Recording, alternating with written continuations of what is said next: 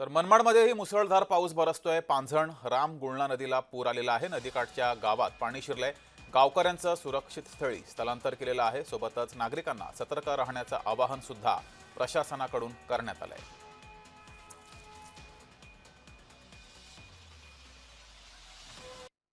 आपल्याशी काही बोलण्यासाठी या विभागातील काही नागरिक आहे, आपण त्यांच्याकडून जाणून घेऊ।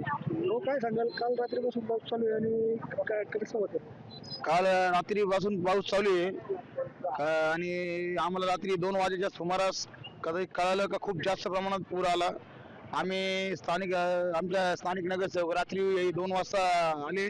त्यांनी त्यांच्या कार्यकर्त्यांना आम्हाला आदेश दिले का आपल्या वार्डातले जेवढे बी पाणी नदी पात्रामध्ये घर आहे तिथले महिला माणसं लहान मुलं यांना सर्वांना आपल्या व्यायामशाळा इथं बांधली कालिका माता मित्रमंडळाची, त्या ठिकाणी स्थलांतरित करा। आम्ही रात्रीच बऱ्यापैकी कुटुंबांना तिथून काढून आमच्या व्यायामशाळेमध्ये स्थलांतरित केलं। त्यांचं काही सामान असेल, फ्रीज, टीव्ही, जे काही मागामोलाच्या वस्तू असतील घरामधल्या त्या सर्व काढून आमच्या कार्यकर्त्यांनी इथं आणून ठेवले आणि काही म्हशी ढोरं होते त्यावरती आणून बांधून ठेवल्या।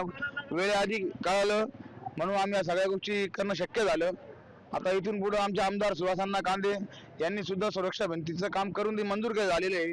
नुकतंच त्यांची मंजूर झालेली आहे, ते पण काम सुरू होईल आणि येणाऱ्या काळामध्ये गवळीवाड्यातल्या नागरिकांना कुठलाही पुन्हा त्रास होणार नाही याची दक्षता इथले नगरसेवक कैलास गवळी हे घेतील। त्वरित झालेल्या नुकसानीचे पंचनामे करून त्वरित त्यांना जी नुकसान भरपाई देण्यात यावी ही शासनाकडे आमच्या सर्व रहिवाशांतर्फे विनंती आहे।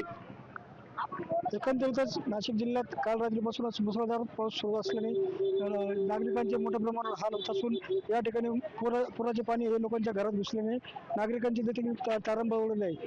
त्यामुळे आता शासनाने लवकरात लवकर पंचनामे करून मदत देण्याचे नागरिकांनी देखील म्हटले आहे। जय महाराजसाठी संतोष खता, नाशिक मनमाड।